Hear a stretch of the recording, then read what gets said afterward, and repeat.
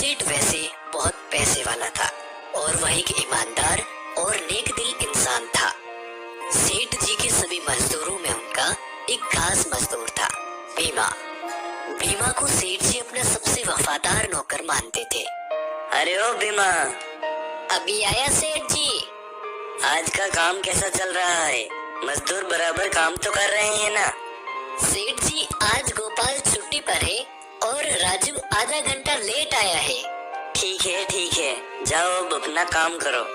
जीतू सेठ भीमा से हमेशा खुश रहता क्योंकि वह मजदूरों की सारी बात सेठ को बताया करता था, जिससे जीतू सेठ को भीमा पर बहुत भरोसा था। एक दिन सेठ जी अपने गोदाम पर बैठे थे और वह भीमा को आवाज लगाते हैं। भीमा, जरा इधर आ, मुझे कुछ जरूरी बात करनी है। जी हुजूर, बोलिए। आज से मैं घर जल्दी जाया करूँगा।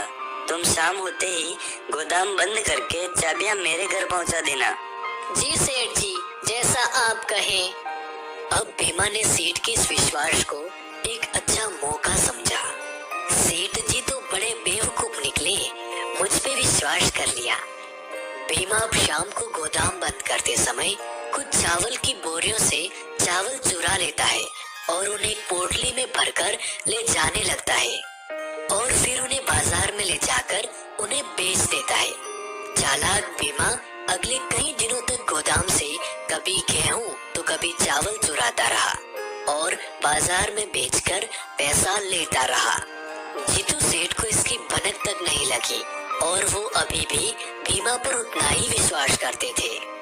खैर धीरे धीरे भीमा ने बहुत सारा अनाज चोरी कर बहुत सारा पैसा जमा कर लिया। एक दिन गोपाल नाम के एक मजदूर ने भीमा को चुराया हुआ चावल बेचते हुए देख लिया और वो सीधा सेठ के पास इसकी शिकायत करने पहुंचा। सेठ जी। क्या हुआ? इतनी रात को यहाँ कैसे? सेठ जी, भीमा गोदाम से चावल को चोरी कर दुकान पर बेच रहा था। मैंने अपनी आंखों से उसे देखा है। क्या बात करते हो तुम भी ना? मैं नहीं मान सकता, भीमा चोरी नहीं कर सकता है। जैसी आपकी मर्जी, मैंने जो देखा है वो आपको बता दिया, अब आप जानो। उसके बाद भीमा रोज चोरी किया करता था और सेठ जी को कानो कान खबर नहीं होती। कुछ महीनों बाद एक दिन भीमा सेठ के यहाँ काम पर नहीं आया। क्या बात है, आज मेरा वफादार नहीं आया? लगता है बीमार हो गया है। चलो बेचारे से मिलकर आता हूँ, कितना भोला है। सेठ जी अब भीमा के घर की ओर चले और उन्होंने देखा कि भीमा एक बड़ी दुकान खोलकर बैठा है। आइए सेठ जी, आपका स्वागत है। मैं आपको ही याद कर रहा था। क्या भीमा, ये सब क्या है? आपको तो पता ही है आप कितने कम पैसे देते हैं।